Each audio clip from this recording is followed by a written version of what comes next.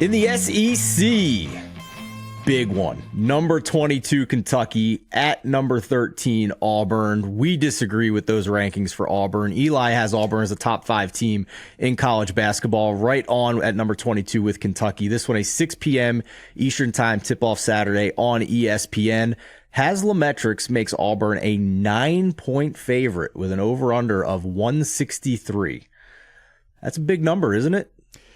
And this may be another overinflated number, which I'll get to in a minute, but I just want to give ourselves a pat on the back with the Auburn future, because I think we deserve it. I have had some bad futures bets this year with Maryland and St. John's. I'm so bad about St. John's. Maybe I'll talk about that with our guest, because I don't think we're going to have time.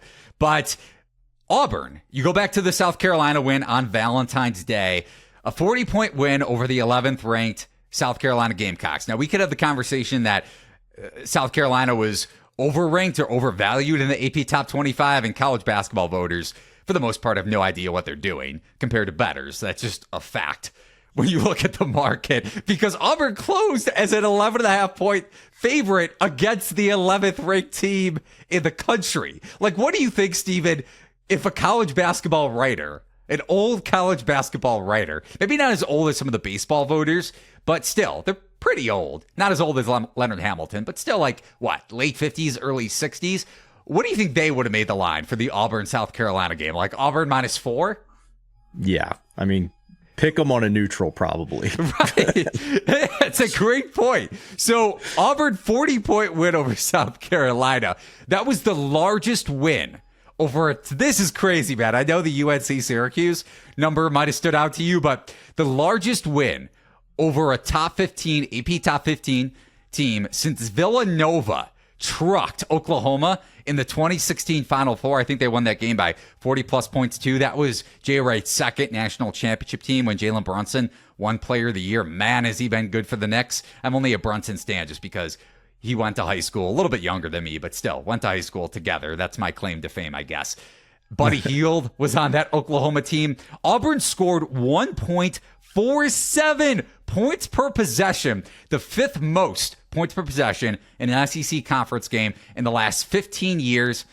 Last thing, Auburn has won 20 games this season, all of them by double digits. I have my concerns for Auburn when it comes to their late game execution, just because the 2 times we've seen it, guard play can be an issue. Now, Trey Donaldson has come on when it comes to his efficiency and playmaking of late, but granted, I was concerned with UConn's late game execution in the tournament because of turnovers, and it didn't matter just because, for the most part, they blew everybody out. So if Auburn trucks everybody in the tournament, now I know the naysayers will say Auburn only beats people on their home floor, but probably should have beat Baylor on a neutral court to begin the season, and that was a team that didn't have a lot of chemistry to begin the year. So long story short, I'm very high on this Auburn team. Now, the line may be inflated against Kentucky, which I'm sure you'll get to, but man, that was impressive on Wednesday night.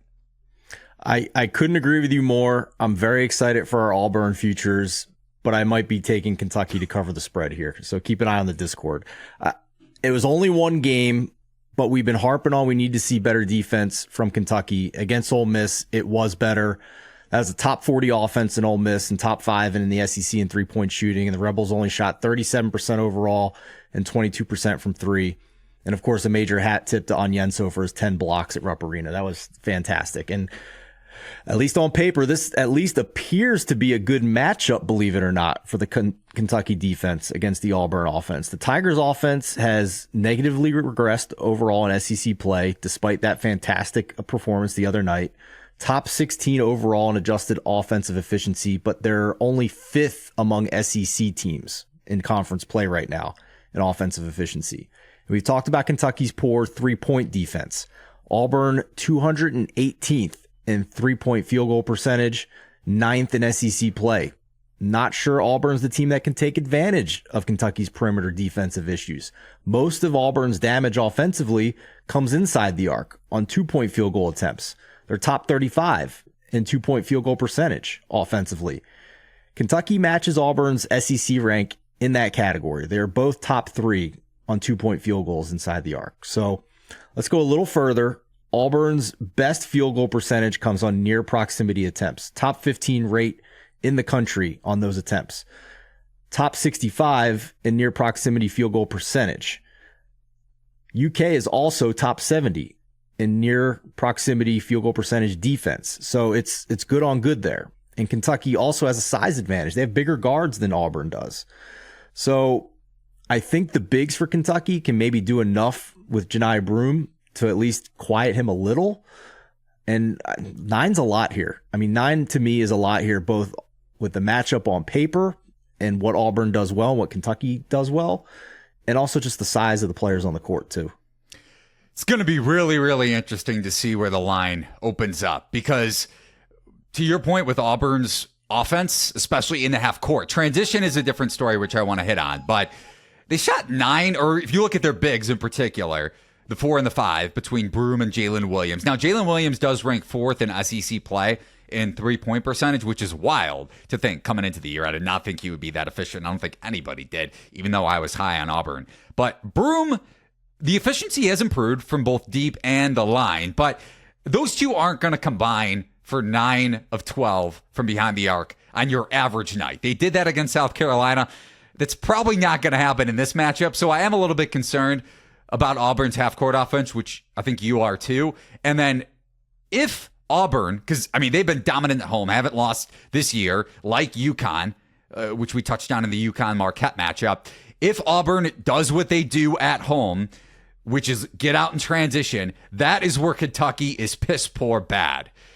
Despite all the rotation issues and injuries aside, Calipari has been terrible with rotations, especially in conference play. You go back to the Ole Miss game, I know they blew out the Rebels at home, but to think that before the game started, because I know Trey Mitchell, shoulder injury, also keep that in mind for this game, to think that Kentucky's starting lineup healthy for the first time in a while was not DJ Wagner, Reed Shepherd, Antonio Reeves, Adu Thiero, and Trey Mitchell is a joke. That is their most efficient lineup. I don't know what Calipari is doing.